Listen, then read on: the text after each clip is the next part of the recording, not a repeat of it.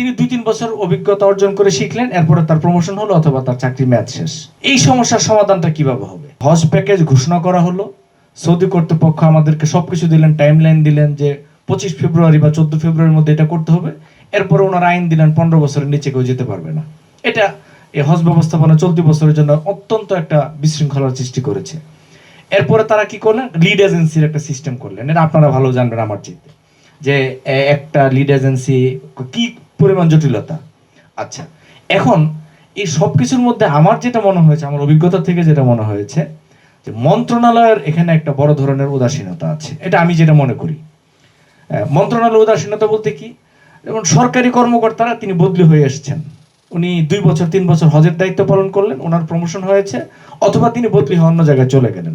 এখন যে সচিব আসলেন, উপসচিব, যুগ্ম সচিব বা অন্যান্য যারা আসলেন বাংলাদেশ ধর্ম মন্ত্রণালয়ে, তারা তো এখানে দীর্ঘমেয়াদী থাকবেন না, যেহেতু সরকারি চাকরি করেন, ওনাদের প্রমোশনের বিষয় আছে, বদলির বিষয় আছে, নানা ধরনের সমস্যা আছে। এখন যার দায়িত্বে ওই হজের বিভাগটা, তিনি 2-3 বছর অভিজ্ঞতা অর্জন করে শিখলেন, এরপরে তার প্রমোশন হলো অথবা তার চাকরি মেয়াদ শেষ। এই সমস্যার সমাধানটা কিভাবে হবে?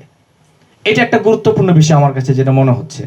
এরপরে কর্তৃপক্ষের মানে মন্ত্রণালয়ের কর্তৃপক্ষের একটা আছে যে কর্তৃত্ব পরায়ণ মনোভাব, যে আমরা একটা নোটিশ দিয়ে দিলাম 3 ঘন্টা 8 ঘন্টা। অনেক নোটিশও আমরা এরকম অনেক সময় আমাদের গণমাধ্যমের হাতে আসে যে দুপুর 3টা একটা নোটিশ দিয়েছে, রাত 8টার মধ্যে এটা জানাতে হবে। তো আমি হয়তো একজন কর্তৃপক্ষকে, একজন হজ এজেন্সির কর্তৃপক্ষ আমি জিজ্ঞেস করলাম যে ভাই আমি তো জানি না এটা। আমি হয়তো হাবের কোনো দায়িত্বশীলকে জিজ্ঞেস, ভাই আমি তো এখন খোঁজ নিই নেই। মানে এই যে একটা কর্তৃত্বপরায়ণ মনোভাব, এইটার অবসানে আমার মনে হয় হজ এই কর্তৃপক্ষ, হজ ব্যবস্থাপনা নিয়ে যারা কাজ করবেন, আলাদা একটা হজ অধিদপ্তর হওয়া দরকার। আমরা যেটা মনে করি যে একটা হজ অধিদপ্তর হবে, ধর্ম মন্ত্রণালয়ের কাছেই হোক, একটা অধিদপ্তর হবে। এই একটা অধিদপ্তর সরকারি নিয়ম অনুযায়ী যেভাবে চলে সেভাবে চলবে। এখানে সারা বছর হজ নিয়ে গবেষণা হবে, যে কথাগুলো আমাদের আলোচনায় আসতেছে, যে সৌদি সরকারের সাথে আমরা দর কষাকষি করতে পারি না।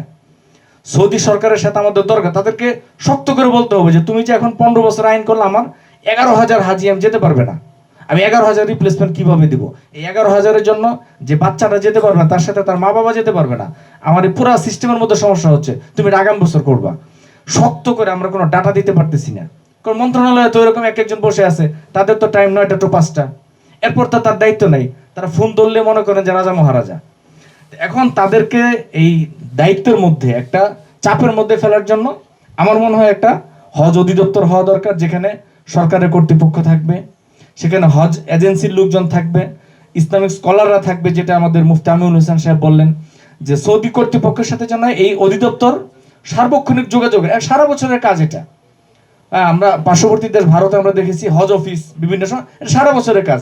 এখানে প্রশিক্ষণ হবে, এই অধিদপ্তর প্রশিক্ষণের ব্যবস্থা করবে, এই অধিদপ্তরকে সহায়তা করবে হাব, বিভিন্ন স্টেক হোল্ডার মন্ত্রণালয় যারা আছে তারা সহায়তা করবে। অর্থাৎ সৌদি আরবের কাছে তো এখানে এই আপনার ব্যালটি হাজি, নন ব্যালটি হাজি কোনো ভ্যালু করে না, সব হলো বাংলাদেশি হাজি। এখন এই বাংলাদেশি হাজিরা সুন্দরভাবে যেন হজ করে আসতে পারেন, এই দায়িত্ব বাংলাদেশ সরকারের। এখন সরকারের যদি মনোভাব থাকে যে না আমার 5,000 হাজি আছে, বাকি 81,000 হাজি তো এজেন্সিওয়ালাদের, আমি 81, আমরা দেখলাম গত হজের পরে সমানে চিঠি দিচ্ছে, এই কারণ দর্শাও নোটিশ, এই জরিমানা 5,000 জরিমানা, তাকে এই করতেছে এই করতেছে, খুব অ্যাক্টিভ। এই কাজটাই অধিদপ্তর থেকে করুক, সারা বছর কোনো মন্ত্রণালয়ের বিচার করবে, হজ এজেন্সির শাস্তি দেখ, অধিদপ্তর দিবে। আমার কাছে মনে হয় যে একটা কার্যকর হজ ব্যবস্থাপনার জন্য একটা হজ অধিদপ্তর একটা গুরুত্বপূর্ণ বিষয়। এই বিষয়ের প্রতি হাব আরো আন্তরিকভাবে দাবি দেওয়া পেশ করবে। এই বক্তব্য